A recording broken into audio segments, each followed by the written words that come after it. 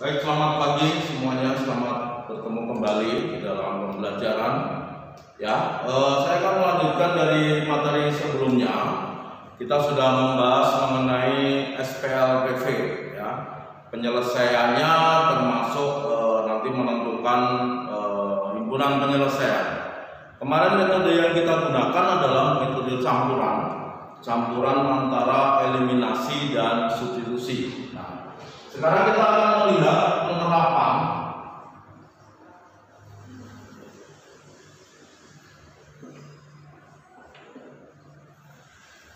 Nah, penerapan di sini artinya adalah kita akan berhadapan pada sistem persamaan linear 3 variabel. Hanya yang membedakan adalah soal-soalnya di sini adalah soal-soal cerita, ya. Nah, pada dasarnya untuk mengerjakan soal cerita itu intinya sama saja, cara pengerjaannya sama saja. Hanya yang menjadi masalah biasanya adalah mengubah dari kalimat dalam bahasa Indonesia ataupun kalau yang di kelas bilingual itu dalam bahasa Inggris menjadi kalimat matematik. Itu yang biasanya bukan sulit tetapi perlu untuk kita berikan latihan. Nah, kalau kalian sudah bisa memahami dari kalimat bahasa Indonesia kemudian mengubah ke kalimat matematik, kalau itu sudah bisa dipahami, ya tentunya tinggal penyelesaiannya tinggal seperti yang pernah diberikan, ya. Nah, maka dalam penerapan ini saya akan memberikan beberapa contoh saja, ya. Beberapa contoh soal yang berkaitan dengan penerapan SPLTV. Mungkin silahkan diperhatikan soal-soal berikut. Nah, ini ada soal yang pertama saya berikan adalah di sini dikatakan jumlah 3 bilangan adalah 16. Nilai bilangan ketiga sama dengan jumlah bilangan pertama dan kedua. Nilai bilangan kedua adalah 3 kali bilangan pertama. Berapa hasil kali ketiga bilangan tersebut? Nah, kalau kalian nanti tujuannya akan mengerjakan ini, membaca soalnya jangan seperti yang tadi saya lakukan, ya. Kalau kalian membaca soalnya seperti yang tadi saya lakukan dari pertama sampai terakhir, pasti nantinya kalian akan mengalami sedikit kebingungan. Tetapi di dalam penerapan ini yang perlu kita pahami adalah kita melihat kalimat per kalimat. Contohnya begini, jumlah 3 buah bilangan adalah 16. Berarti di dalam soal ini berbicara ada bilangan yaitu sebanyak 3 buah, ya kan? Ini berbicara tentang bilangan. Nah, karena berbicara tentang bilangan yang banyaknya adalah 3 buah, maka kita memisalkan bilangan pertama misalnya P, bilangan kedua misalnya Q, bilangan ketiga misalnya N. Sehingga nanti kalau ada kalimat yang mengatakan bilangan pertama, itu berarti kita langsung ganti dengan P. Bilangan kedua langsung kita ganti dengan Q dan seterusnya. Nah, di dalam kalimat pertama jumlah 3 buah bilangan adalah 16. Berarti persamaan pertama jumlah 3 bilangan, karena bilangannya P, Q, R, maka P plus Q plus R itu sama dengan 16. Kalimat kedua, nilai bilangan ketiga sama dengan jumlah bilangan pertama dan kedua. Nilai bilangan ketiga berarti R sama dengan jumlah bilangan pertama dan kedua, P plus Q. Persamaan ketiga, nilai bilangan kedua adalah Q, adalah 3 kali bilangan pertama, 3P. Berapakah hasil kali ketiga bilangan tersebut? Berarti P kali Q kali R ini sama dengan berapa? Nah, kalau kalian sudah bisa menuliskan kalimat matematikanya seperti itu, maka langkah-langkah untuk pengerjaannya adalah seperti kemarin, ya kan? Nah, kalian bisa melihat, nah karena kita sudah menggunakan metode campuran, eliminasi dan substitusi, maka dari persamaan 3 kita bisa mensubstitusi Ki, ya kan? Persamaan 3 dan 2, maka bisa dikatakan dari 3 dan 2. Duanya kita dapatkan R sama dengan P ditambah Q. Q-nya dari persamaan 3, Q-nya sama dengan 3P. Nah, berarti langsung kita ganti. Sehingga nanti dapat R sama dengan 4P. R-nya sudah dapat yaitu 4P.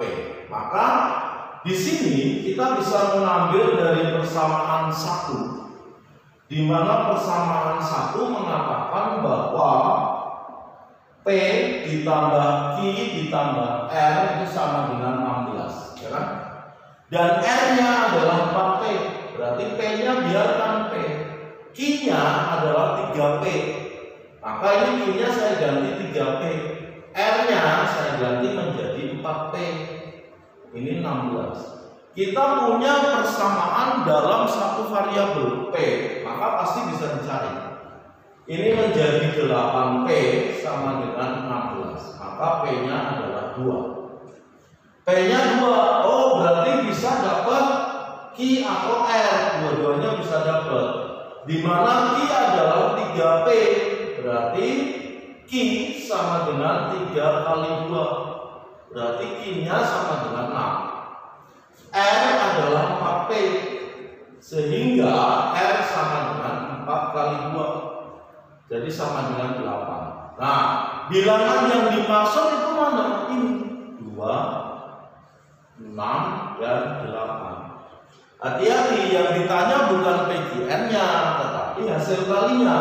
Sehingga P kali Q kali R sama dengan 2 kali 6 kali 8.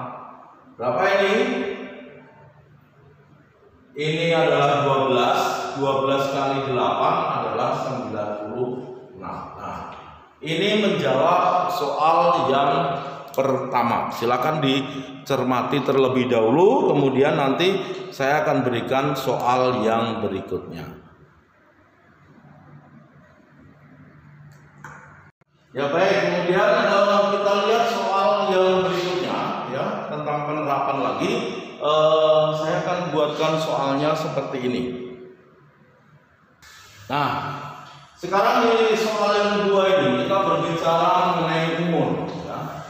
Sebelum kita mengerjakan ini, kalau kita mendapatkan soal yang berhubungan dengan umur, usia, itu paling gampang kalian jadikan patokan adalah usia saat ini, usia sekarang.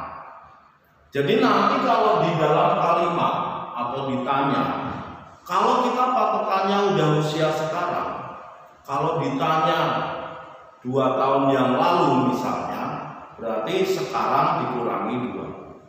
Kalau ditanya 15 tahun kemudian misalnya, berarti sekarang ditambah 15. Nah seperti itu. Ini dengan catatan di sini di dalam soal-soal ini tidak ada yang meninggal, ya, tidak ada yang meninggal. Kalau nanti ada yang meninggal, usianya stop, ya kan? Jadi di dalam soal ini kita abaikan meninggal. Berarti intinya adalah semuanya masih dalam kondisi hidup, ya. Baik, ini yang pertama, soal tentang umur yang pertama, ya, supaya menjadi patokan. Tadi saya mengatakan yang harus misalkan adalah umur saat ini. Ini di sini ada adik, ada kakak, ada ayah, ya. Berarti kita memisalkan umur adik sekarang. Jadi harus ada kata-kata sekarang, ya. Ini misalnya saya sebut A. Kemudian umur kakak sekarang, ini misalnya B. Umur ayah sekarang, ini misalnya C, ya. Nah kita lihat kalimat per kalimat. Umur adik sekarang adalah 3 kurangnya dari umur kakak. Umur adik sekarang adalah A. Berarti A 3 kurangnya dari umur kakak. Umur kakak yang B min 3. Kemudian kalimat kedua, umur ayah sekarang adalah 5 kali umur kakak. Umur ayah C adalah 5 kali umur kakak, 5B. Jumlah umur adik dan kakak A ditambah B adalah 13. Berapakah umur ayah 10 tahun yang akan datang? Nah, yang ditanya 10 tahun yang akan datang berarti umur ayah sekarang C harus ditambah dengan 10. Ini berapa? Nah, begitu kan? Sehingga tadi yang saya bilang lebih enak kita memberikan patokannya adalah umur pada saat ini, ya, umur sekarang. Nah, sekarang kita lihat dari 3 persamaan yang ada ini, 1, ini 2, ini 3. Lalu apa yang bisa kita lakukan dari 1, 2, dan 3? Bisa aja dari persamaan 1 dan 3 kita akan eliminasi. Persamaan 1 ini kalau B-nya saya pindah berarti menjadi A min B sama dengan min 3. Betul? Persamaan 3 ada A plus B sama dengan 13. Nah, saya menyarankan jangan membuang B karena nanti di sini ada B, buanglah A. Nah, supaya A-nya dibuang, kita kurangi. Ini habis min B berarti min 2B. Min 3 min 13 berarti min 16 sehingga ketemu B-nya 8. B-nya 8 dengan sendirinya C-nya adalah 5B berarti 5 kali 8 sama dengan 40. Nah, baru kita mencari A, terserah mau di 1 atau mau di 3. Kalau 1 A sama dengan B min 3 berarti 8 min 3 sama dengan 5. Nah, ini sudah ketemu 5, 8, 40. Ini umur kapan? Karena tadi A, B, C itu adalah umur sekarang, maka yang ditanya umur ayah 10 tahun yang akan datang. Sehingga C ditambah 10 berarti sama dengan 40 plus 10 sama dengan 50 tahun. Kalau ditanya lagi berapa umur kakak 3 tahun yang lalu, nah berarti umur kakak sekarang dikurangi 3 jadi 5. Seperti itu ya. Ini contoh yang kedua.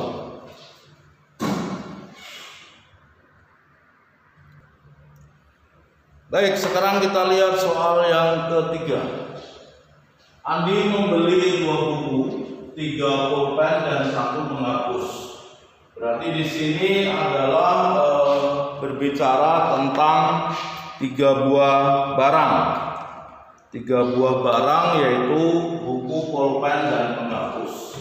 Maka kita misalkan dulu. Buku. Ini saya sebut X, pulpen Y, penghapus Z. Jadi nanti kalimat-kalimat itu kita akan gantikan dengan variabel X, Y, dan Z ya. Nah, sekarang kita simak kalimat yang pertama yaitu Andi membeli 2 buku. Berarti persamaan pertama 2 buku, 3 pulpen dan penghapus dengan harga 17.000. Ini persamaan pertama. Persamaan kedua, Andi membeli 5 buku. 5 buku, 5 pulpen, 2 penghapus. Ini dengan harga 37.000. Kalimat ketiga, dengan uang 100.000 Budi membeli 10 buku. Jadi hati-hati yang ketiga, 10 buku, 5 pulpen, dan 5 penghapus. Bukan 100.000, tetapi di situ ada keterangan mendapat kembalian 35.000. Dari 100.000 mendapat kembalian 35.000. Berarti yang dibelanjakan adalah 65.000. Nah, dari persamaan 1, 2, dan 3, kalau kita lihat dulu berapa harga buku. Nah, berarti yang ditanya adalah X, ya kan? X-nya itu berapa? Karena yang ditanya adalah X, maka jangan menghilangkan X. Nanti kalau X-nya dihilangkan, ketemunya yang lain, ya. Boleh kita mengeliminasi yang lain. Misalnya, dari 1 dan 2, saya akan eliminasi Z. Maka persamaan 1 saya kalikan 2, persamaan 2 saya kalikan 1. Ya. Agak disingkat seperti ini boleh. Kita kalikan 2 berarti 4X 6Y 2Z adalah 34.000. Persamaan 2 tetap 5X 5Y 2Z adalah 37.000. Ini yang mau kita hilangkan. Berarti tandanya adalah minus, kan? Kemarin yang saya bilang kalau tandanya yang mau dihilangkan sama, itu penghilangnya minus. Kalau berbeda plus. 4X dikurangi 5X adalah min X. 6Y dikurangi 5Y adalah Y. Ini habis. 34.000 dikurangi 37.000 adalah min 3.000. Ini persamaan keempat, ya. Kemudian saya akan ambil persamaan 1 dan 3. 1 dan 3. Satunya saya kalikan 5, 3-nya tetap. Untuk membuang Z. Tadi yang pertama kan kita mengeliminasi Z, ya. Kita kalikan 5 berarti 10X 15Y 5Z 17.000 kali 5 berapa? 85.000. Kemudian ini tetap sama 3 tetap 10X 5Y 5Z 65.000. Nah, mungkin kalian mengatakan loh itu X-nya ikut hilang. Nggak apa-apa, karena tujuan kita adalah menghilangkan Z. Kalau X-nya ikut hilang nggak apa-apa, ini tujuan utama kita. Ini kebetulan ikut hilang. 15 dikurangi 5 adalah 10Y. 85 dikurangi 65 adalah 20.000. Maka Y-nya adalah 2.000, ya. Nah, Y-nya dapat 2.000. Y-nya dapat 2.000, kita bawa aja ke persamaan 4. Min X ditambah Y 2.000 sama dengan min 3.000. Berarti min X sama dengan min 5.000. Maka X-nya adalah 5.000. Min dibagi min. Nah, karena yang ditanya berapa harga sebuah buku, bukunya kita misalkan X, maka ini sudah dapat belum? Sudah. Jadi harga sebuah buku adalah 5.000 rupiah. Kalau nanti yang ditanyakan berapa harga sebuah pulpen, berarti kalian harus mencari Y. Berapa harga sebuah penghapus, berarti harus dicari Z. Nah, seperti itu. Baik, silakan dicermati terlebih dahulu. Ini soal yang ketiga, ya. Soal yang ketiga, silahkan cara-caranya dicermati terlebih dahulu.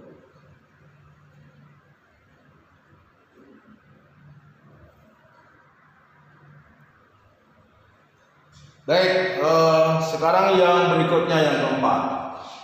Sebuah bilangan terdiri dari 3 angka. Nilai bilangan tersebut adalah 1 lebihnya dari 45 kali jumlah ketiga angkanya. Kita berbicara di sini kurang lebih adalah bilangan 3 angka. Maka yang kita misalkan adalah angka-angkanya. Angka ke-1 Ini misalnya X, angka kedua misalnya Y, angka ketiga misalnya Z. Bilangan 3 angka itu bilangan apa sih? Ayo. Bilangan 3 angka itu bilangan apa? Bilangan yang terdiri dari 3 angka itu adalah bilangan apa? Ada yang paham? Saya kasih contoh. Saya punya 367. Ini sebuah bilangan, ya kan? 367 itu sebuah bilangan yang terdiri dari angka 3, angka 6, dan angka 7. Maka kalau ini saya misalkan, ini adalah X, ini Y, ini Z. Nah, kemudian dapat bilangan 3 angka yang nilainya adalah 367. Maka jangan lupa, kalau bilangan 3 angka ini ada ratusan, ada puluhan, ada satuan, ya kan? Ini kalau kita jabarkan artinya apa? 3 sebagai ratusan, 6 sebagai puluhan, 7 sebagai satuan. Ini dijumlahkan, dapatnya adalah seperti itu. Betul nggak? Jadi 367 itu bukan berarti 3 tambah 6 tambah 7, bukan.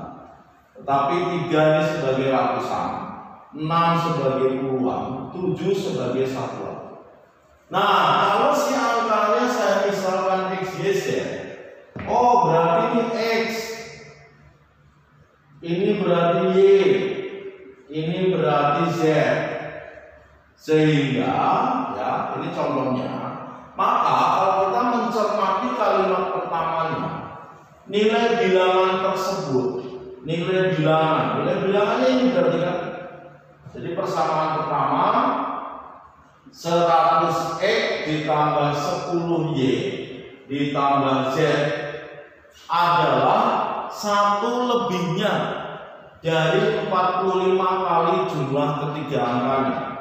Jadi 45 kali jumlah ketiga angkanya, X plus Y plus Z, 1 lebihnya. Nah, itu persamaan pertama. Lalu persamaan kedua mengatakan angka kedua siapa? Y adalah 1 lebihnya dari angka pertama, berarti X ditambah 1. Persamaan 3, jumlah angka, sedangkan angka kedua lagi Y sama dengan jumlah angka yang lain, berarti X dan Z ditambahkan. Berapa bilangan yang dimaksud? Jadi nanti bilangan yang dimaksud adalah 100X ditambah 10Y ditambah Z, ini berapa? Ya. Nah, dari kita bisa menyederhanakan, ya.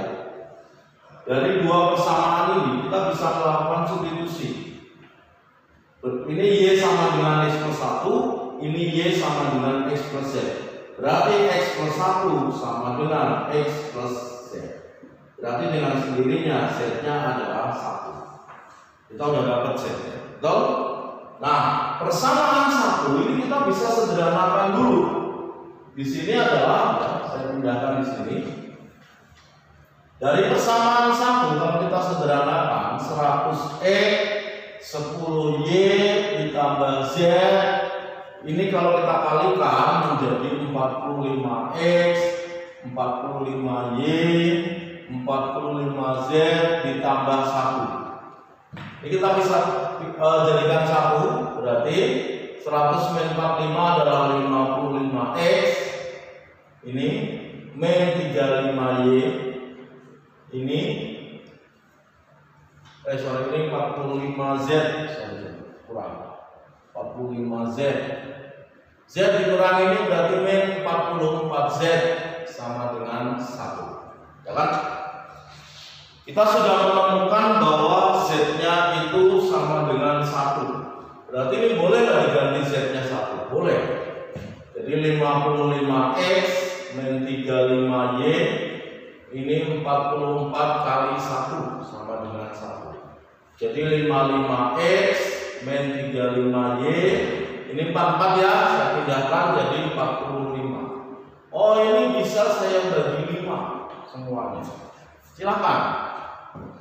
11E 7Y sama dengan 9. Kita punya persamaan. Ya. Ada Y ada X. Berarti bisa kita eliminasikan dengan persamaan kedua. Persamaan kedua kalau saya rubah menjadi X dikurangi Y sama dengan min 1. Betul? Nah, sekarang ini tinggal terserah mau Y-nya atau X-nya, terserah. Ini kalau misalnya Y-nya ini saya kali 7. Ya. Berarti dapatnya 11E min 7Y sama dengan 9. Yang ini 7X min 7Y sama dengan min 7. Eliminasi. Tandanya sama maka dikurangi. 11 min 7 adalah 4. 9 min 7 16. Berarti X-nya adalah 4. Nah, X-nya sudah dapat, tinggal Y-nya. Berarti 4 min Y sama dengan min 1. Min Y sama dengan min 5, Y-nya sama dengan 5. Y-nya dapat, X-nya dapat, Z-nya dapat. Yang dicari adalah bilangan tersebut. Bilangan tersebut adalah tadi 100X ditambah 10Y ditambah Z. Jadi ini 451. Nah, ini bilangan yang dimaksud, ya. Oke, baik. Nah, demikian saya memberikan beberapa contoh soal terapan tentang persamaan linear 3 variabel, ya.